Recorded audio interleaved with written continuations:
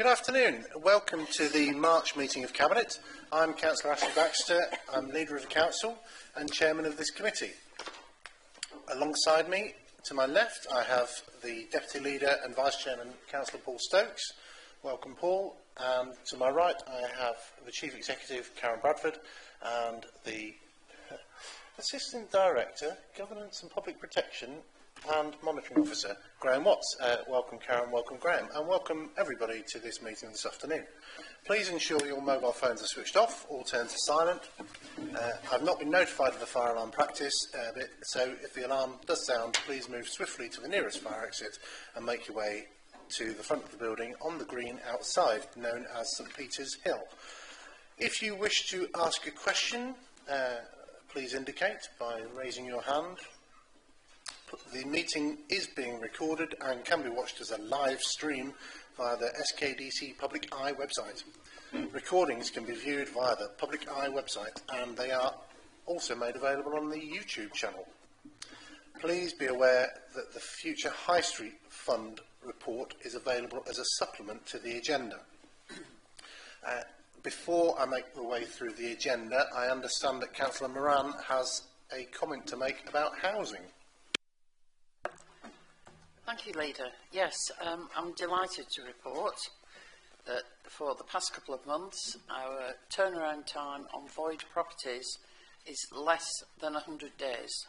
This was the target we set ourselves for the end of the financial year, so we're already there. Whilst 100 days may still seem like a long time, people need to bear in mind that major voids take in excess of 200 working hours on average to put right, and the numbers also include approximately 40 days, which is taken up from when the property is handed back to us, completed. There have to be inspections, the property has to be advertised, we have to go through the process of picking the right tenant for that property. But I'm absolutely delighted that at the work that Mark Rogers in particularly has done to continually drive this forward. Additionally, I understand he's also going to consult with a leader in the field of void turnaround times to have our whole process double checked, just in case there's anything at all that we can do better than what we have in place now. Thank you. Thank you, that's great news. Phil Dilks. I just want to say congratulations, well done Virginia, and to Alison, our Housing Director, and to Karen Bradford, and to the whole team for a fantastic achievement. If you think what we inherited, this administration inherited 2 years ago, housing was in special measures and had been for most of the time of the last administration, 4 years. And we're sort of, I think it actually represents virtually halving the void time. And I do agree with Virginia, there's a long way to go still to get it down to an acceptable and realistic level. But in doing so, what we are doing is we are getting people who need those houses rehoused much quicker, and we are actually having much less lost rent. So we're getting an income from those houses earlier. So well done, thank you. Councillor Moran. Yeah, something I should have mentioned is the loss of rental has gone down by 25%. It used to be 6 months or so ago, £2,000 a month we were losing. It's now down to £1,500. Great, thank you. And did you mention how many properties are being worked on at any particular time? Yeah, in the past we've had one main contractor who was given 40 properties a month to work through, which was great. They were delivering on that, but we weren't making any headway with the backlog. So we taken on another company a couple of months ago. They were started off with 20 properties per month. That's now been increased to 40. In addition, we have two other main contractors which do our normal repairs, and where they have any bandwidth during a particular month, we'll pass 10 properties each. So we could be looking at working on 100 properties at a time going forward. Thank you. So that is tremendous news about housing. So we'll now work our way through the agenda of today's meeting. I don't believe we have anybody to contribute to the public open forum. We haven't been notified of any. There aren't any in the chamber. So apologies for absence. I have one, which is Councillor Rees-Baker, who has had to go home due to a minor injury in his family. Nothing drastic, but reason enough to be away. Any other apologies from anybody, Cabinet or beyond? No? Good. Minutes of the previous meeting. Oh, sorry, disclosures of interest. Does anybody have anything to disclose or declare in terms of interest? No? Good. Moving on to agenda item 5, damp and mould policy. Here we are, living the dream. Councillor Moran. Yes, Leader, we are living the dream. It's item 4, Chair. It's item 4, Chair.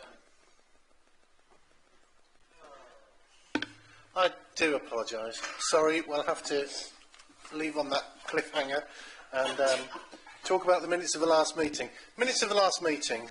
Would anyone like to comment on these minutes or propose that they are a true and accurate record of the previous meeting? Thank you, Councillor Knowles. Thank you, Councillor Cleaver. All those in favour? Thank you. That's unanimous.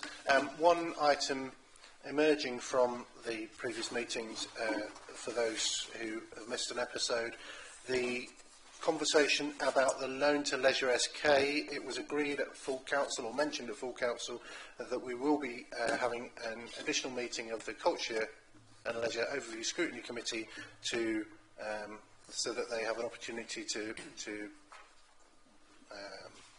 look at the arrangements concerning the loan to Leisure SK, proposed loan to Leisure SK, and that will happen in the next few days or weeks before the next financial year. So, any other matters arising? No? In that case, I'm sorry to have interrupted you, Councillor Moran. Please continue. Thank you, Leader. Damp and mould policy. This report was presented to the Housing Overview and Scrutiny Committee on the 20th of January.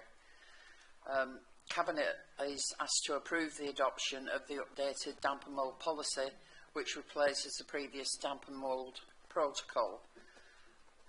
Councillor Dilks mentioned earlier about us being in special measures. We added damp and mould to our compliance some time ago of our own volition. The protocol was working very well, but Phil Swinton has done a great deal of work on this new policy, and I think it's excellent. All social landlords must adhere to the regulations relating to damp and mould, and a lack of compliance can place the landlord at risk of prosecution or financial penalty. So it's essential that the council has a damp and mould policy in place which meets regulatory requirements. I actually feel this policy goes beyond the regulatory requirements, which is how we prefer to do things, not just to the bare minimum, but go the extra mile. So I'd be grateful if Cabinet could approve it. Thank you. Any comments? Councillor Stokes. Yes, I just want to say how exciting this is. Although it doesn't seem it, I think it actually is really exciting that we've got to the point where things such as damp and mould policy is being brought forward. I've seen a lot of correspondence in the past from Grantham colleagues and particularly Stamford, and I think this is testament to the work that has been going on in housing. I think starting off with the Chief Exec bringing things to a foundation. I think the work that Councillor Dilks has put in, Councillor Moran has taken on board, and probably after a few misfires, we've now got a Director of Housing who's taking things way forward for us. So I think it's an incredibly good step, and really delighted to see this policy come forward. Any further comments? If not, could I have a seconder for our... Thank you, Councillor Cleaver. All those in favour of adopting the damp and mould policy and delegating authority to the Chief Executive to make minor alterations and so on. All of those in favour, that's unanimous, I believe. Yes. Okay, great. Thank you. We move on to item 6 on the agenda. Housing repairs and maintenance policy. Once again, Councillor Moran. Yes, thank you. This is obviously an extensive policy, as we've got an awful lot of repairs and maintenance. I'm looking for Cabinet to approve the adoption, which went to the Housing Overview and Scrutiny Committee meeting on the 14th of November, and also to delegate authority to the Chief Executive for minor alterations, and my apologies for not asking for that with the previous policy. I forgot.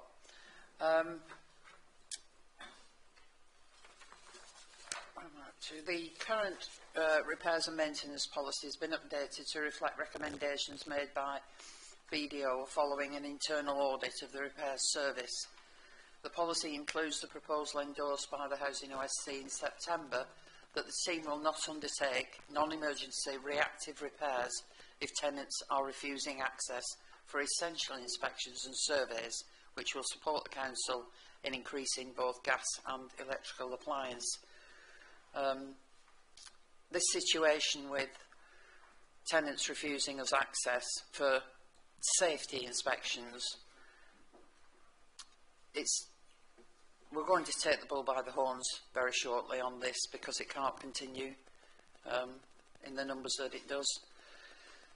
But going back to the policy, section 3 of the report provides details of the requirements of the safety and quality standard that the Council must follow to ensure it complies with the regulator of social housing. And section 6 of the report gives details of the consultation that was undertaken with tenants for the updated policy. Tenants were supportive of the new policy, and they did provide comments regarding the performance of the service, which can be summarised into general themes regarding the length of time it takes for repairs to be completed, communication and the quality of works. All of these concerns have been taken on by the Housing Department, because we always strive to do better, and we can do better, and we will. These will be addressed as part of the service improvement plan. Thank you. Thank you for that. Generally, as we mentioned earlier, repairs and maintenance moving in the right direction, and this policy for housing repairs and maintenance will definitely help. Do we have any comments or opinions about the content? Councillor Stokes? Even more exciting than the mould policy, actually, this one. But I didn't mention before that the house, what a benefit this is of having a housing overview and scrutiny that's working alongside us and with us. Will we be getting some clarity on key performance indicators relating to this? You will, yes, as part of Mark Rogers' work within the team. He's identified several KPIs, and they will be added to our existing list as soon as we can get to them. Okay, so do I have a seconder for the repairs? Thank you, Councillor Cleaver. We've got a proposer and a seconder for the housing repairs and maintenance policy. All those in favour? Once again, that's unanimous. Thank you, colleagues. We now come to items for Cabinet decision non-key. The first of which, in fact the only one of which, is the Future High Street Fund. Apologies for the late publication of this paperwork, which was unavoidable, but I'm glad to say that it is appended to it's on the website and in all the proper places, in front of me as well. I will be presenting this paper as follows. So, first of all, thank you to Emma and her team for putting together the paper. It outlines the position of the Future High Streets Fund,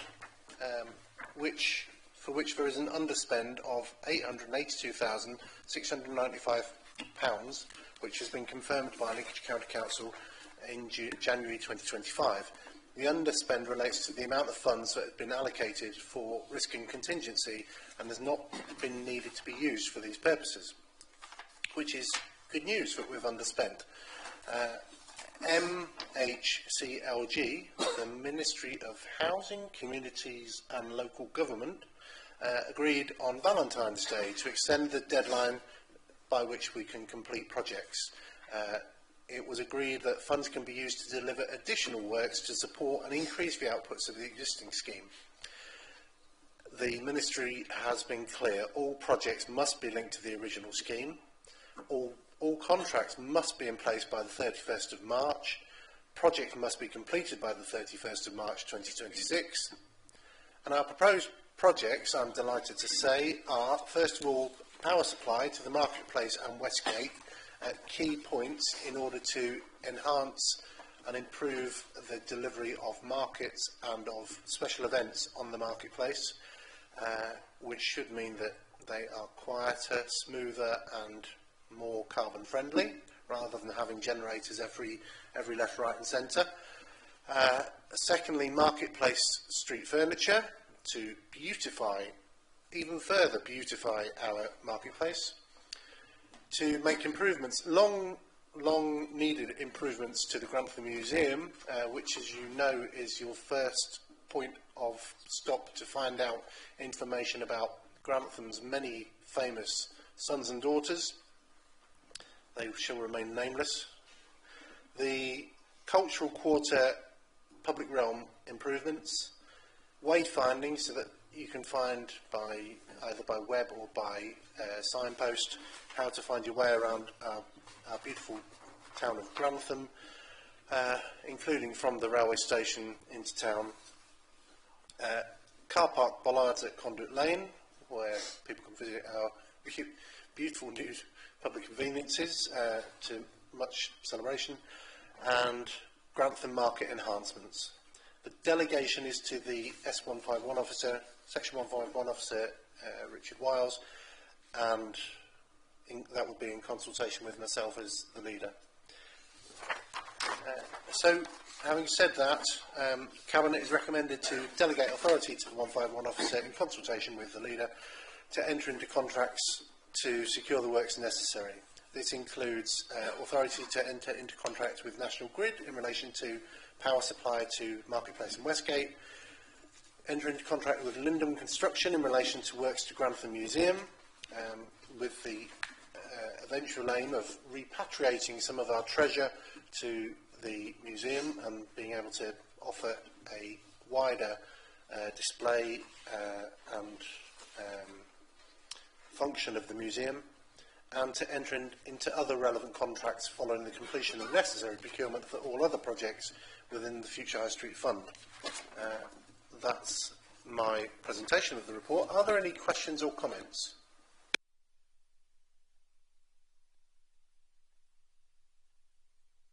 The Chief Executive would like to say a word or two. One or two. Thank you, Leader. I just want to extend my thanks to the team that's done the work on the Future High Street Fund. I know it's been quite challenging at times, but to secure the additional 800,000 to be spent locally over this next year and again into Grantham, I think is a great achievement, and I'm pleased that the government took the decision on the 14th of February to come back to us to extend that. I know there's pressure in the system now and this is why it was a late report, Leader, to get the report here today to commission these contracts.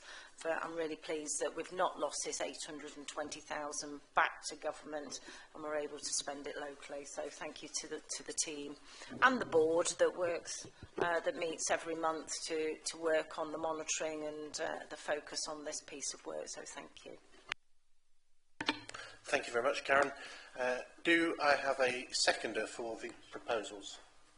Councillor Stokes. All those in favour? That's unanimous once again. Thank you very much, colleagues.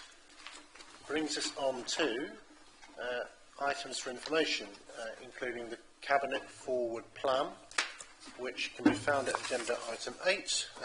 As you know, the Cabinet Forward Plan can be changed between meetings, but it's presented here for your perusal. Karen, do you have a comment? Yes, thank you, Leader. Little bit of concern around the 6th of May's Cabinet meeting, which is the next one, one, because you've got one in April and then 6th of May. The papers would have to be released on the 28th of April and we're in Purda. As there is a few contentious matters on that agenda, I'll either be looking with yourself, Chairman, to amend the date of the Cabinet meeting to go a week later, or we would have to not publish the papers until after the election on the 1st of May. So it's just something that we're just going to have to consider over the next couple of weeks. Thank you for the forward notice of that, and we'll keep an eye on our diaries to see if anything changes. That report is for noting. Councillor Dilks, you have a comment? You could do the 13th. There isn't anything in the diary for the 13th of May, and then the papers would go out then on the 2nd of May, because you've got a bank holiday, you see. So even though you're putting it back a week, you could do it on that day. But I was going to look at the leader's diary, Councillor Dilks, before we made that decision. That's very generous of you. Thank you for taking me into consideration. But obviously we'll do it as soon as possible, and it's not till May. So, Phil, don't book a holiday on around that time just yet, unless you've already got one booked. Now, that concludes the agenda, except for open questions from councillors. We have Councillor Harrison with us today. Councillor Harrison, do you have any questions? Yeah, I do, Leader, thank you. I'm wondering if there's any way we can, just something that came up today, about some finance towards the speed awareness in the town. We've got massive issues in various areas of the town. I've wondered whether the Cabinet will be able to find some money to help fund us for the signage that's needed. Councillor Cleaver has put his hand up to answer that. Microphone, Tim? I hope I can help with this, as I was the founder of the Speedwatch group in Stamford. The normal protocol with the Lincolnshire Road Safety Partnership is through parish and town councils, who are asked to fund the kit for Speedwatch groups once they're set up. They then liaise directly with the ORSP when they do their patrols, and there's a certain amount, I do believe there is a certain amount of free signage which the Road Safety Partnership will give out, but for a town the size of Grantham, that's not going to go very far, is it? So I think initially it would be a town council matter, and that maybe the town council would like to consider whether they can afford to do anything, and if not, then refer it back up to us. But obviously there is an issue that would set a precedent for all town and parish councils within the district. Thank you, Richard. Ms Bradford. Thank you, Leader. It's interesting because I've had a discussion today with Councillor Legnham, and I know there's a cross-party group being established to look at road safety and the matters of speeding and the lack of, shall we say, on-road coverage across South Kesteven. Being out on the patrols on Friday nights with the Safer Streets team, it was very noticeable that there were certain cars around Grantham area speeding and racing through the town centres. Quite unnerving when you're walking along the roadside, I think it's fair to say, even for me. I'm human. So I think it may be something that we might need to put some advice out to the town council, that the town council could actually put a bid into UK Shared Prosperity for some community safety monies, or maybe others. It's not something that the district fund, but we will be, of course, got the new £2 million of UK share prosperity for next year, and I'm sure the team would welcome something coming in from the Town Council. Thank you for that. It's satisfactory. Jolly good. One more word from Councillor Cleaver. Yes, sorry, I did omit to mention that there is a precedent for that, in that Stamford Speedwatch has received money from the UK SPF for the purchase of an extra speed gun and sign. Thank you. Thank you. Any further comments or questions? If not, then that concludes the meeting. I'm delighted to say thank you all very much for coming. I shall ring my gavel.